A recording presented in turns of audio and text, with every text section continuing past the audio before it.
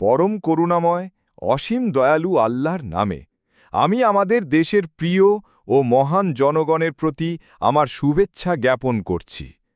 আমাদের প্রিয় কমান্ডার, বিজ্ঞানী এবং বেশ কিছু বেসামরিক নাগরিকের শাহাদাতের জন্য আমি ইরানি জাতি এবং শহীদদের পরিবারের প্রতি আমার অভিনন্দন ও সমবেদনা জানাচ্ছি, যা অবশ্যই সকলের জন্য এক বিরাট ক্ষতি।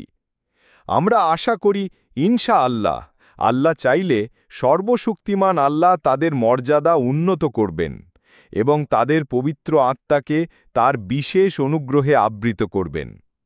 আমি আমাদের প্রিয় জাতিকে যা বলতে চাই তা হল, জায়নবাদী শাসন একটি বড় ভুল করেছে, একটি গুরুতর ত্রুটি, একটি বেপরোয়া কাজ করেছে। আল্লাহর ইচ্ছায় এর পরিণতি সেই শাসনকে ধ্বংসের দিকে নিয়ে যাবে। ইরানি জাতি তার মূল্যবান শহীদদের রক্তের প্রতিশোধ না নিয়ে ছাড়বে না, কিংবা তার আকাশসীমা লঙ্ঘন উপেক্ষা করবে না। আমাদের সশস্ত্র বাহিনী প্রস্তুত রয়েছে এবং দেশের কর্মকর্তা ও সকল জনগণ সশস্ত্র বাহিনীর পেছনে রয়েছেন। আজ দেশের বিভিন্ন রাজনৈতিক দল এবং অসংখ্য গোষ্ঠীর পক্ষ থেকে একই ধরনের বার্তা জারি করা হয়েছে।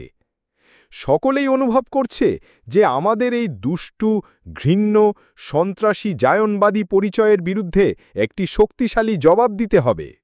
আমাদের অবশ্যই শক্তিশালী জবাব দিতে হবে। ইনশাআল্লাহ আমরা শক্তির সাথে জবাব দেব এবং আমরা তাদের প্রতি কোনো দয়া দেখাব না। তাদের জন্য জীবন অবশ্যই তিক্ত হয়ে উঠবে। তাদের ভাবা উচিত নয় যে তারা আমাদের আক্রমণ করেছে, এখন সবকিছু শেষ হয়ে গেছে। না, তারাই এটি শুরু করেছে এবং একটি যুদ্ধ শুরু করেছে। জায়নবাদী শাসন তাদের করা এই জঘন্য অপরাধ থেকে নিরাপদে পালাতে পারবে না।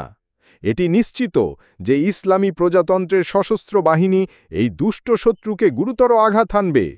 ইরানের জনগণ আমাদের সাথে আছে। তারা সশস্ত্র বাহিনীকে সমর্থন করে এবং ইসলামী প্রজাতন্ত্র আল্লাহর ইচ্ছায় জায়নবাদী শাসনের ওপর বিজয়ী হবে। আমাদের প্রিয় জাতি যেন এটা জানে, নিশ্চিত ও আশ্বস্ত থাকুন যে এই বিষয়ে সর্বাত্মক প্রচেষ্টা করা হবে। আপনাদের উপর আল্লাহর শান্তি, করুণা ও আশীর্বাদ বর্ষিত হোক।